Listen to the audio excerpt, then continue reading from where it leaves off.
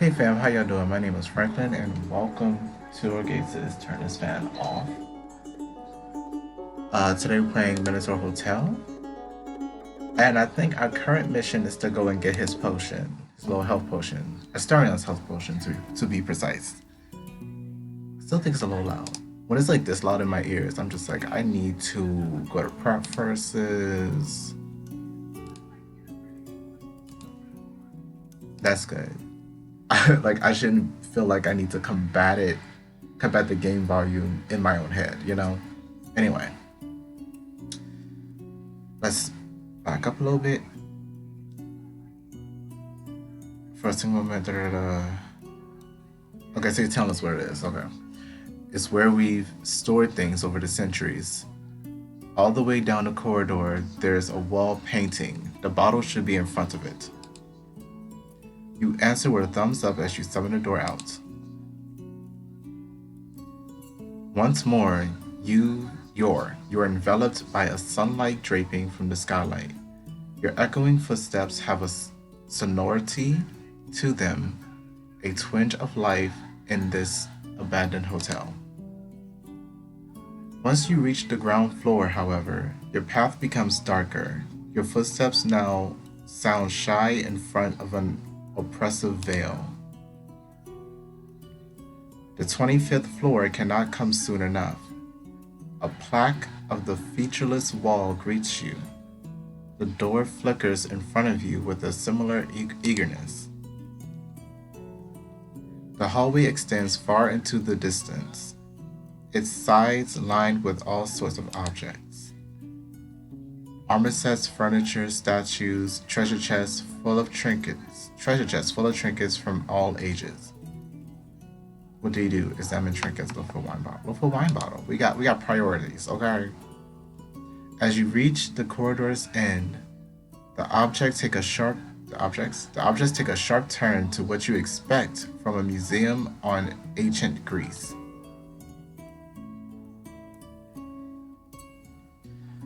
There's the wall painting Asterion told you about. Right in front of it is a sealed bottle of wine. It is covered in dust. Its label is faded. Okay, you obtain a wine bottle.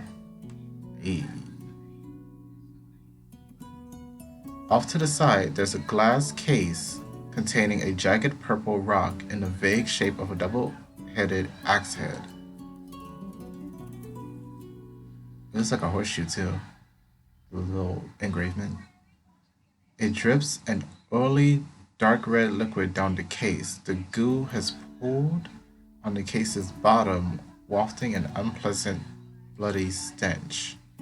The case is locked by an old padlock. Okay. You got what you came here for. You make your way back upstairs. The setting sun's orange tones color the entire apartment. It turns the suspended dust in the air into thousands of sparkling diamonds. The previous master's carvings stare at you, wide-eyed and beckoning you further into the quarters. The smell of old dust seems so small compared to how sweetly the room welcomes you. Maybe because it may not exist yet, but I would either treat it kind of sort of like Hogwarts or the Matrix, the room where you open a door, it takes you to a whole different area. Like I would set it up that way, so I just go where I need to go without having to go up flights of steps. Or have an elevator installed, I don't know. Whichever is easier. But let me get back to it. The previous master's carvings stare at you, wide-eyed and beckoning you further into the quarters. The smell of old dust seems so small compared to how sweetly the room welcomes you. If a place could ever be alive, and if it could ever be naked, this is it. The hotel itself embraces you, its intimacy laid bare. Nothing moves and Asterion is nowhere to be seen. Silence reigns, save for a faint hum of life. You leave the wine bottle on the living room table. You delve deeper into your quarters, and the hum grows louder and sharper. It's like breathing, ragged and pained, the dust visible under the sunlight shutters. The sound is coming from the office. Asterion standing over the desk, his back to you, sobbing. Your footsteps are not enough to make him aware of your presence. The Minotaur sobs again and again, each one coming from deeper inside him. Damn. It's like, friend, you need a hug. I need you to know that I'm here so I won't scare you, though. They begin meek, hardly more than a snort, but he lays his hands on the desk and curls forward. His vertebrae jut sharply from his deathly thin skin, made more obvious by how he hunches over. He spits out a sob from the depths of his lungs. The dam bursts. He breaks into wave after wave of grunts and half-muffled screams. He presses his face against the desk and claws at it. Okay, leaving his marks in the pristine wood until he falls to the ground, curled up like a child. He sees you then with his tear-drenched eye and ignores your presence. Master or not, you are too small. He curls further into himself, mouth covered by his hands, and he lets out another muffled yell. The Minotaur's voice breaks midway through, and he goes silent, even if his mouth is still locked in agony. Shit. I know that pain.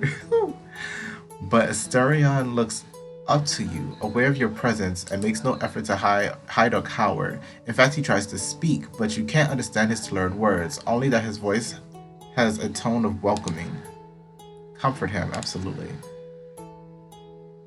You cross the gap separating the two of you one step at a time. Asterion's eye does not avert from you.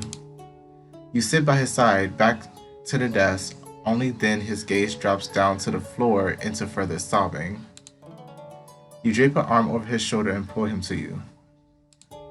The Minotaur doubles down on his crying, now muffled by your shirt.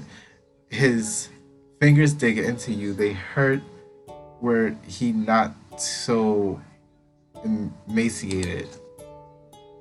You rub the back of his head and let the Minotaur go at his own pace. As the sun sets further, darkening the room, his crying grows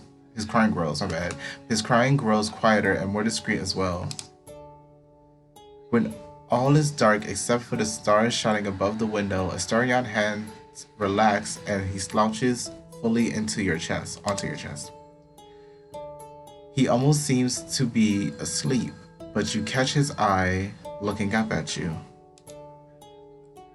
Asterion's pacified, but you give him a few more minutes to make sure. His fingers dig at you one last time right as he sighs, but you pat him on the back and help him up. Let it out, sweetie. Let it out. He says nothing about what just happened, but accepts your hand, and when you leave the office, he stays close by your side. Back in the living room, you guide Asterion to the sofa. He sits without questioning, but accompanies you with his gaze as you open the wine bottle and bring it over to him. It was just where you said it'd be. Asterion caresses the bottle. Thank you. Cheers. Asterion forgoes using a glass entirely. He leans his head to the side so the wine doesn't drip from his exposed jawbone and drinks it straight from the bottle. He savors the first gulp. He sighs, leaning his head back, and lets out a groan as his entire body relaxes. Then he returns to the bottle, this time drinking in earnest. From the corner of his eye, he looks at you. A tinge of shame spreads on his face as a drop or two of wine drips from his exposed jaw. It doesn't take long before his arms start shaking, however. For his emaciated musculature, holding the position for long is a challenge. Hold the bottle for him, suggests he uses a glass. I'ma save. If we gotta choose, hold it for him. You stand up and help him hold the bottle up. Okay. It's like bottle feeding a calf. Asterion looks up to you with a sharpened gaze. He does not reject your help, but his brow frowns and his eye locks onto you in petulance. Barely a minute passes before he seizes the bottle and goes back to holding it up himself. I guess he's upset about that. I don't know. I just want you to make sure you're okay. But thank you guys so much for watching. Again, my name is Franklin. This has been Orgaysis. Next time at Minotaur Hotel, we're gonna see if this potion helps him heal exponentially. We're gonna see if he get that half his skull back. But if you like this video, please like, subscribe, and turn on notifications so you know when I upload the minute that I do. And if you like this game and would like to play it for yourself, you can go ahead and download this game via the links in the description and comment section. I believe that is all I have to say, so I'll see you guys in the next video.